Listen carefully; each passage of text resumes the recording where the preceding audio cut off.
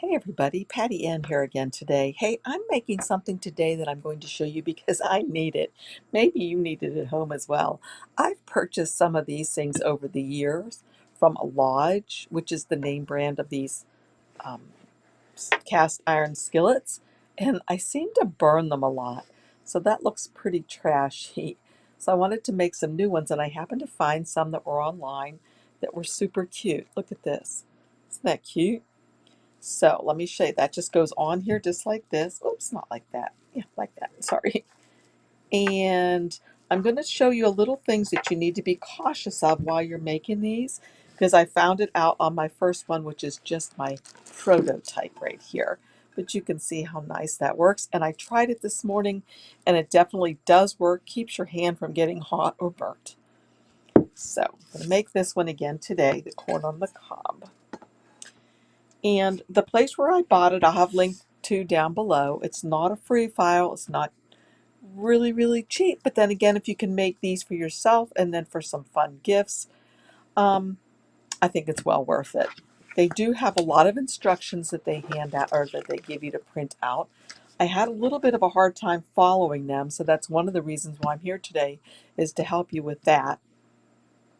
Some of the supplies you'll need are some fabric, scraps. You'll need a little bit larger piece of this yellowy color that I'm going to use up here this time, and you'll see why as I go through this. You'll need some green, obviously, for the bottom, and you'll need a piece for the back. And this was just a real scrap piece that I found that I used here. Okay, then you'll also need this stuff right here that's called Embroidery. You can get this probably at Joann's, fabric stores, quilt stores, probably Walmart, any of those places.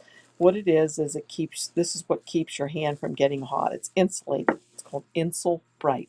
I'll have a link for it for you down below so you can look at it and see what it is as well. Also, one more thing you'll need is some cutaway medium stabilizer. That's what I used on mine. So I already have it hooped on mine, and I've already pulled up my design here. So I'm going to go ahead and put my hoop in here. You need a 5x7 hoop to do this. And once I have it in there, I'll just press this, and it's going to do the first stitching here, which is stitch number 1 out of 11. And I'll hit go. And while that's stitching out, look up here at my screen and I'll show you what we're doing. So if you'll notice in Embroiderings here, this is what we're working on, this corn, and it gives you all the steps over here. And it lets you see them. And also what you can do in Embroiderings as well is to go ahead and stitch this out to see what's going to happen. That's stitch number 1, and this is what it's stitching right now. Then it's going to go on to stitch number 2, 3, 4, and so on. So you can kind of scroll through here and see. I love doing this with this software. All right, let's go back to my machine for a second. All right, and now that part is done. So I'm just going to go ahead and cut the thread and take this out of my hoop. Whoops, got to lift up the presser foot and bring this out. And for some reason that did not cut. So I'm going to cut this. And let's see what's going on. There we go. Okay. Cut this. Remember my scrap bucket that I have back here that I like to save all of my scraps from when I've been embroidering all these years. I'm not sure what I'm going to do with these someday, but I think I'll find a use for them, hopefully. I just like saving them. They're such pretty colors. Going to trim this off a little shorter as well and put that in there. Okay. So the next thing that it says to do after I've done this piece right here, which was step number 1, the outline stitch on the stabilizer, I'm supposed to remove it from the hoop, and it says to place a sandwich layer of material over the hoop, tape or secure in place. So I had a hard time right off the bat there finding that out. Sandwich layer of material over. Do they just mean the fabric? What did they mean? Well, when I look down here further, it says material sandwich layer. And you build a sandwich layer by placing a layer of the insulating fabric, which in our case is the Embroidery, and top it with another piece of material right side up. So means I'm going to get my Embroidery out and just cut a piece that's going to fit over this little horn. So I think I can cut it right about here. I'm just kind of ad-libbing right up here. And for the Embroidery, I don't think it matters what side goes up or down, but you can check your manufacturer instructions. Okay. So I put that here, and then the next thing it says to do is layer your fabric on top of this. And the fabric I'm going to use first is this right here. So I'm going to cut a piece of this. Looks like if I cut it right about in the middle,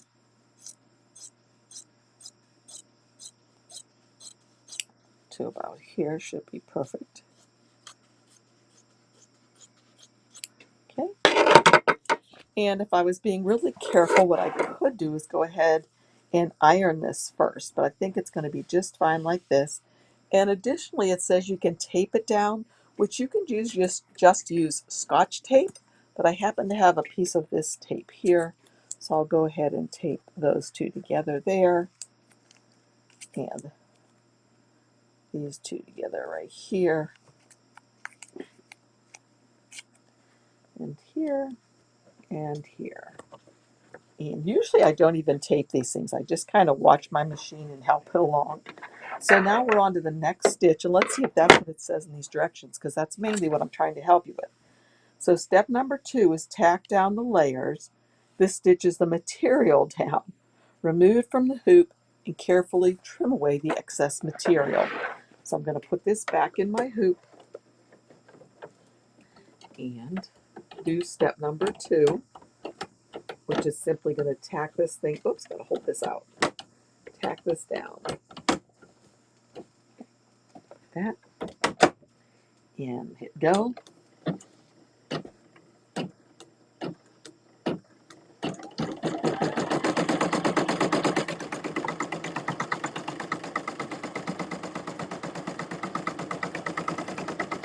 And again, if I want to be really cautious, I could use a chopstick or something like that instead of my fingers right here. Okay, the instructions then further say, like I read in step number 2, remove hoop from your machine and carefully trim away the excess material. So I'm going to bring this out, take it out of my machine, and carefully trim the excess. So I can save these little pieces here if I want to on the side of my table, if I should need them later for something. Always liked, oops, to be frugal if I can. All right, so now I want to try to stitch this really close. So I'm just going to start here, hoping you can see what I'm doing. There, you can. Let's see. There we go.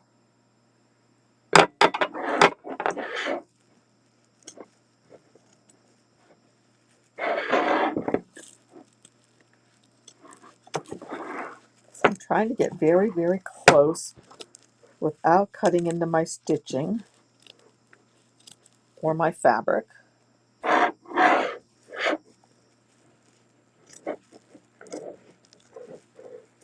And if I keep these duckbill scissors down straight, flat, like this, they won't cut where I don't want them to.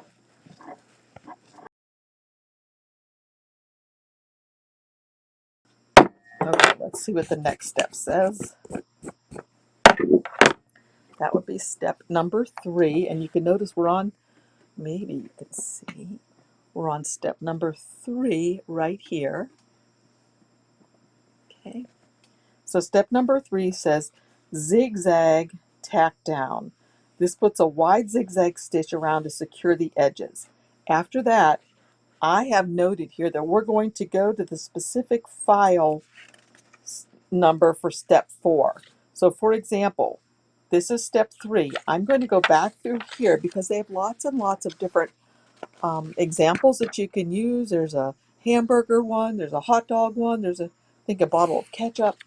But I'm going to go to the corn one because that's what I'm going to use. So after step 3, we'll go here to the corn one for step 4. So let's stick this in here now for step 3.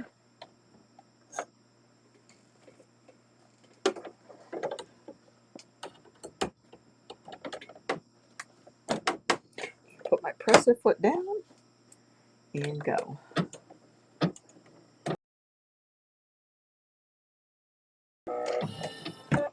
Okay, step number 4, as I said, we're going to skip aside, go to step number 4, and it says outline stitch.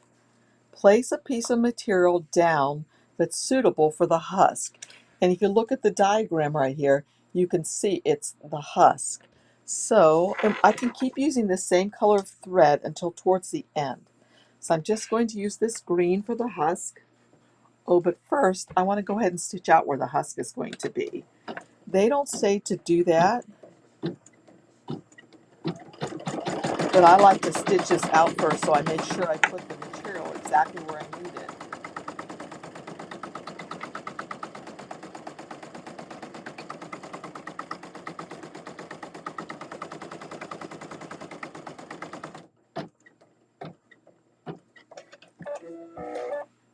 Okay, now I know exactly where I can place this husk fabric. Right here.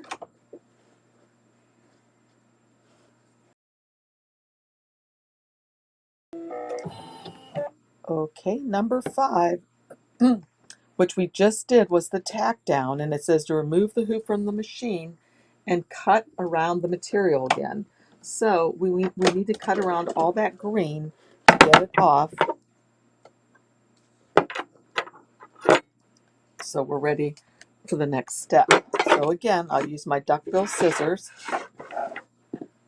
and I actually like to go,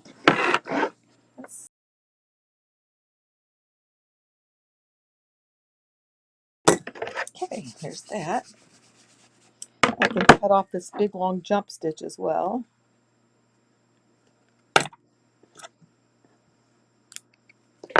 Right. So let's see, we finished 5. Now we're on step number 6, which says fill stitch for corn kernels. Choose a suitable color for the outline of the corn kernels. Well, I already like the color I have in there, so I'm going to continue with that color and do the corn kernels. And while this is stitching, I'm going to stop my machine because this takes a couple of minutes to stitch, and I'll be back.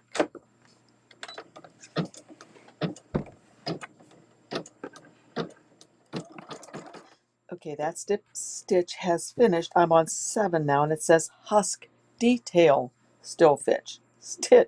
So I have to change the color of my thread. And I hope you know that you're supposed to cut your thread up here and then pull it through the needle this way. You're not supposed to pull it backwards through, because if there was ever something messy with your thread, it could get caught in your machine and cause you to have a service call. So I'm going to go ahead and stick my green thread on here now. And we're on stitch number 7. So I'll just hit go as soon as I'm done threading this. There we go. Put my presser foot down and say go. And I'll meet you back here.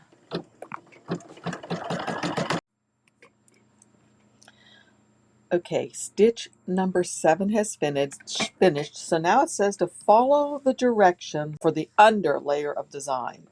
So I put a little red box around that because then I'm going to look for the little red box that I placed elsewhere on my instructions so I don't get confused. And there's the little red box here, under layer of design. So what it says to do is to go ahead and remove the hoop, lift up the presser foot, remove the hoop, and then it says, let's read this together, fold a 6-inch or a 7-inch piece of cord or ribbon on the material. Now on mine, you know, they have it so there's a little hang tab right here, but I didn't want one, so I skipped that little bit because I don't hang mine up. I'm going to lay it flat in a drawer.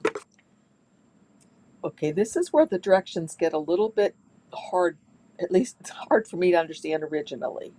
So you're going to place a piece of matching fabric right side showing on top of the design. Now they told you to turn this over. So here's the design. On top of the design is right like this, right side showing up. Then after that it says place a bottom material sandwich layer on the bottom. Make sure that the fold is towards the sewn edge. So we want to make sure that the fold is, let me show you why, is toward the edge, this edge right here. The fold, this is the fold they're talking about. So you want to make sure that fold is towards this edge. So again, let's see what it says. Remove the hoop from the machine and turn over. Put the cord on if you want it. Place a piece of matching fabric right side showing up on top of the design. Then place a bottom material sandwich layer on bottom guide. Make sure that the folded end is towards 1 or 2 inches from the seam edge. Make sure it's the opposite end of the loop. So we were going to put the loop up here. So now what we're going to do is we're going to take this folded piece and place it here. But you have to make sure that it's 1 or 2 inches, does it say? 1 or 2? I think that's what it says. Yes, 1 or 2 inches up from the bottom. And I'll show you why. If you don't have it 1 or 2 inches up from the bottom, which I barely did right here, it's not going to fit all of the handles that you may have. So I didn't do mine up far enough. I wasn't really paying attention and I thought, who cares? But it just barely fits on this one like that, but I have another one upstairs and it won't go on it at all. So this time I'm going to do it the right way.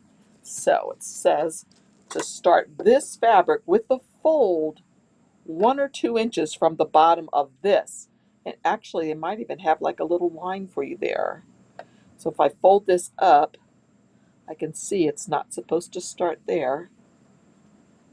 Let's see, it starts about right there. Okay. I might even move it just a tiny bit further, like that. All right, so now it says if I would like to, I could tape all these pieces into place, and I could use my masking tape, I could use Scotch tape, or I could use this tape that I saved from before. Then we'll go back to the step we were on, and this is step number 8, tack down stitch. So I'm going to carefully place this back in.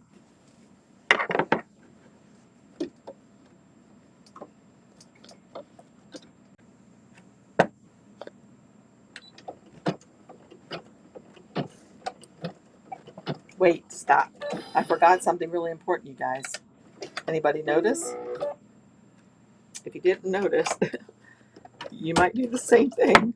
So, in addition to having this piece right here, if we look back here at the directions where it shows what is the under layer of design or the bottom sandwich layer, you're supposed to take a piece of material that matches the design right here, twice as long, place a piece of insulating fleece of the design 1 inch from the edge. So we needed to put this batting, which I need to rip out that stitching I just put in there accidentally. There's my little seam ripper. Get these little tools with this guy, with this little machine, so I can rip this out carefully. There we go. Okay, now I'm going to go ahead right here and put in this piece of Insulbrite in there. I'm going to make sure it's going to cover everything. Yep. That's great. Then I'm going to fold this back up again where it was. Tape everything back into place. Okay, now we're ready. So don't forget that important step because you'll burn your hands on your pot holder if you don't have the Embroidery in there or something similar to it. Okay. And I'm feeling around just to make sure it doesn't feel like anything's buckled up. Feels terrific. I am going to have to go back a few. So, okay, I'll just start from right there.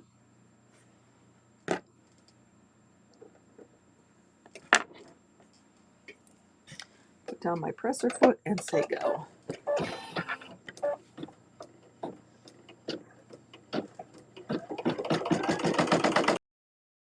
And once again, at this point, for the next step, it says to remove this from your hoop and trim away all the excess fabric and your Embroidery.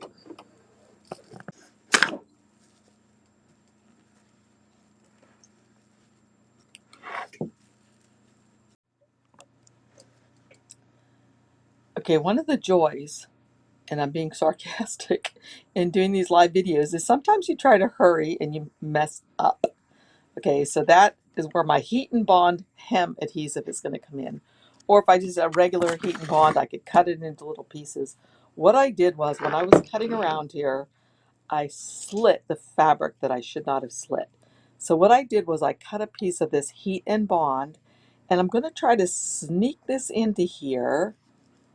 Not sure if this is going to work or not, but I'm going to try it and see what happens if I try to sneak that in like that. Maybe if I was smart, I'd just put it on top. And you know it's there, and I know it's there, but oh well. That's what happens when you hurry. So I'm going to get out my little pressing board. You know what I think might be better than my pressing board?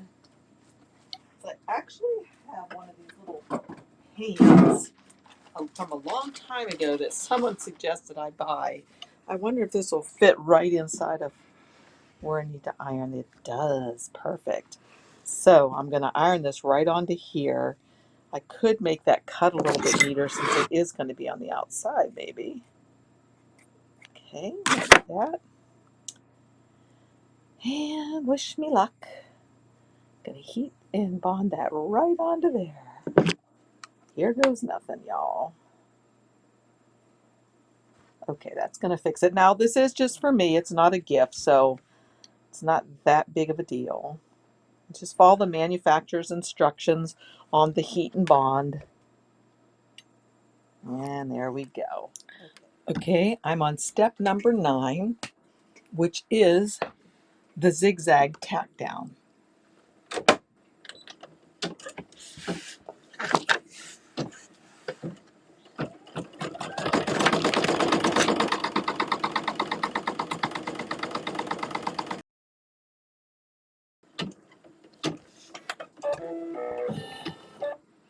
Okay, now for number 10, it's going to satin stitch the corn, and it says to make sure that I have the same bobbin color as I'm going to use, so it'll look nice on the back. So I'm going to go ahead and take this out.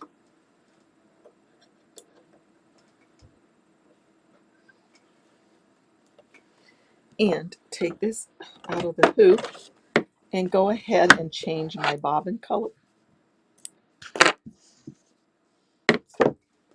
Sometimes my machine likes a little the different bobbin thread, but sometimes it doesn't.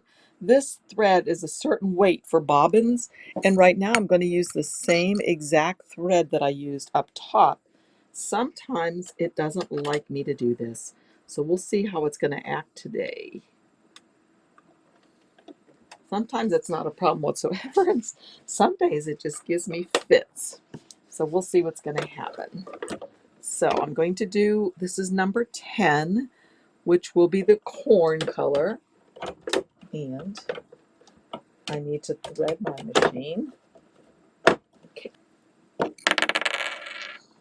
Keep your fingers crossed for me, because you know, when you're doing these things for live or for video. It seems like things like to misbehave. So let's see. Check it out. Fingers crossed. Put that down and go.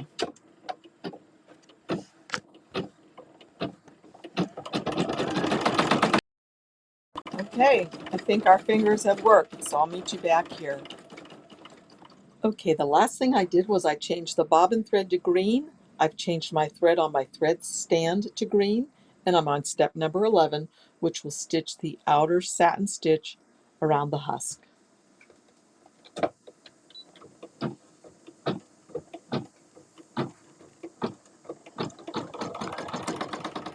Okay, and here are the two finished products. As you can see, this one's not perfect because, as you'll recall, I had that mess up over here that I fixed, and some of my stitching was a little bit off. But still, this is from me, another prototype. I think it turned out really nicely.